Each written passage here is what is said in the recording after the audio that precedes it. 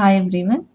In the previous parts, that is part 1 and part 2, we have learned about measurement of cell numbers by direct method and indirect method in two different videos. Now, we are going to discuss about the measurement of cell mass, which are going to possess the different techniques. And in the next consecutive video, we are going to discuss about the measurement of cell activity.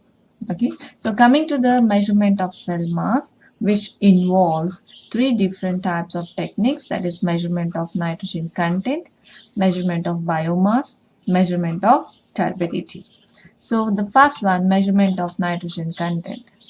The major constituent of any cell material is going to be the protein. And this protein is going to possess nitrogen as one of the major constituent. So a bacterial population can be measured in terms of cellular nitrogen.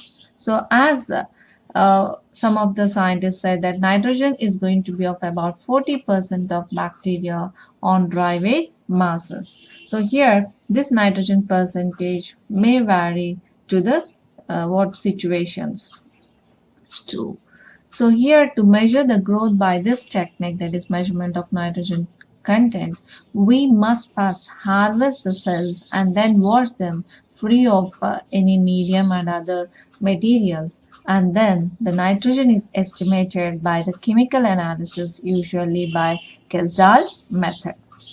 And this bacterial nitrogen determination are somewhat laborious and can be performed only on specimens free of all other sources of nitrogen. So this measurement of nitrogen content is going to be of very tedious method and used only with dense cell suspension. That means we are going to apply, or we are going to have the major applications of this measurement of nitrogen content to measure the cell mass when the population is going to be of very high. That means in more concentrated population of bacteria only, we can use this kind of technique, that is measurement of nitrogen content, to measure the cell mass. Coming to the second type of the technique, that is a measurement of biomass. So here the increase in the cell number leads to an increase in cell mass and can be considered as a marker of population growth. And we are going to have the two methods of measurement of biomass. One is going to be of a measurement of dry weight of cells, that is dry mass, and the second one is going to be the measurement of wet weight of cells, that is wet mass. So here coming to the first one, that is a dry weight of cells or measurement of dry weight. So first of all, the cells of a very dense cell suspension or the bacterial culture can be determined by this technique. In this technique, the microorganisms are going to be removed from the medium by filtration, and the microorganisms on the filters, so whatever the filters, are washed to remove all extraneous matter and dried in a desiccator at about of 110 degrees centigrade, and then it was put in a weighing bottle, okay, and that is going to be weighed, and the dried microbial content is supposed to weigh accurately, and this technique is especially useful for measuring the growth of microfungi rather than the bacteria. And coming to the disadvantages of this technique, it is going to be time consuming and not that much very sensitive. Since bacteria are going to be of very low weight, that means they are very small in size, so they weigh so little, and it becomes necessary to centrifuge several hundred millions of culture to find out a sufficient quantity of weight or to weigh. So this is how these are going to be of certain disadvantages where we have to overcome to find out the measurement of biomass by this dry weight technique. And we can also measure the wet weight, that means fresh weight of the bacterial mass can be obtained by collecting the bacterial cultures through the centrifugation, and the collected cell walls, whatever the cells are going to be there, bacterial cells, are washed with distilled water to remove the soluble ingredients of the medium. And these pellets are going to be transformed to a pre-weighed container, and then we are going to weigh. So this is the second method of measurement of biomass or cell mass. Third type of measurement of cell mass is going to be the measurement of turbidity. So rapid cell mass determination is possible using the turbidometry as well as the spectrophotometry method. These methods, that is turbidometry and spectrophotometry methods, provide a simple, rapid, and a convenient means of total biomass estimation. And these are going to be usually performed at a specific optimum wavelength for each microorganism. So out of the turbidometry and the spectrophotometry, the turbidometry methods measure a light scattered by a suspension of cells which is proportional to the cell concentration.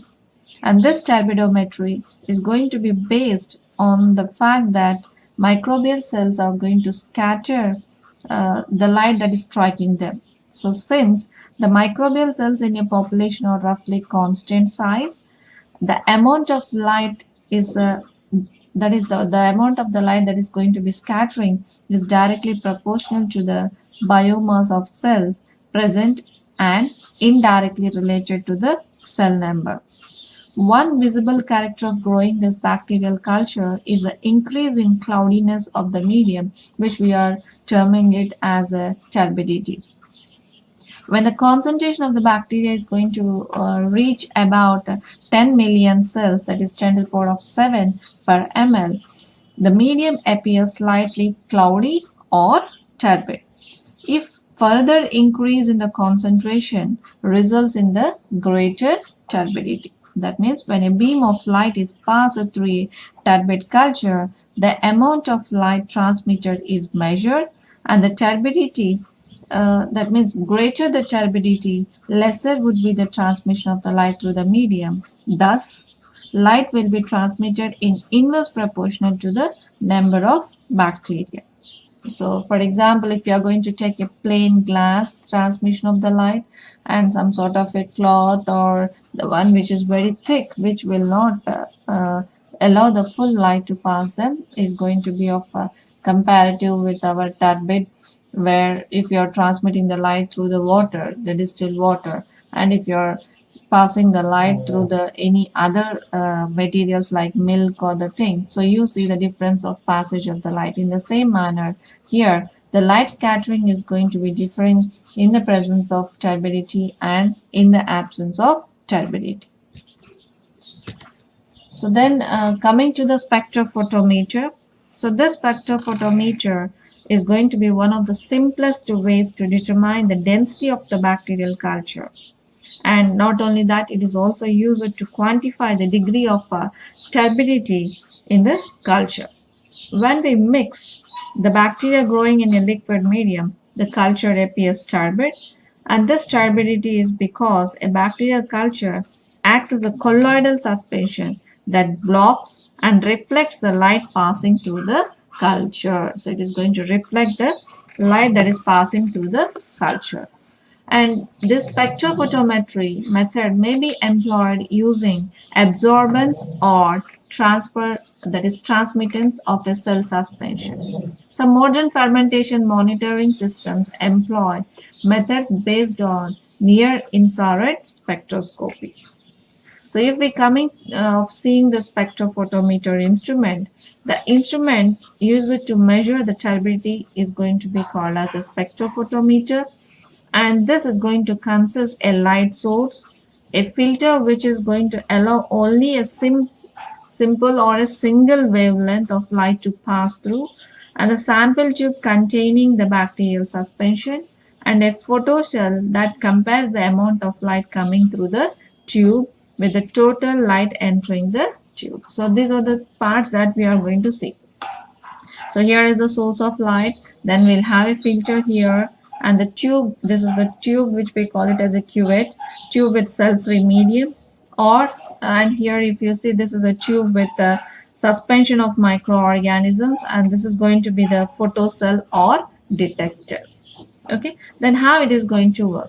The ability of the culture to block the light can be expressed either the percentage of light that is going to be transmitted through the tube or the amount of light that is going to be absorbed in the tube. And the percentage of light transmitted is inversely proportional to the bacterial concentration. That means if more number of bacteria are there, there will be the less passage of the light.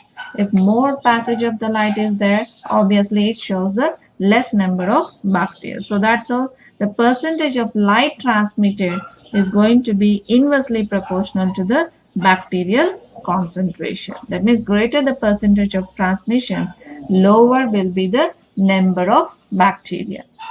The percentage of absorbance, that means here we are discussing about the transmission, and now we are going to discuss about the absorbance or optical density, OD we are going to call it. The percentage of absorbance or optical density is directly proportional to the cell concentration. That is, greater the absorbance, that is percentage of absorbance, greater will be the number of bacteria. So this is what we have to remember about the spectrophotometry, which is going to be used to find out the turbidity of a concerned bacterial suspension. Then what are the advantages and the disadvantages of this turbidometry method? Means advantages, there is no need of incubation time, so that's how it is very easy to do very rapidly, and the rapid cell mass determination is possible by using this turbidometry method. Coming to the disadvantages, we cannot distinguish between the live and dead bacteria, and for this one it requires a high concentration of the bacteria.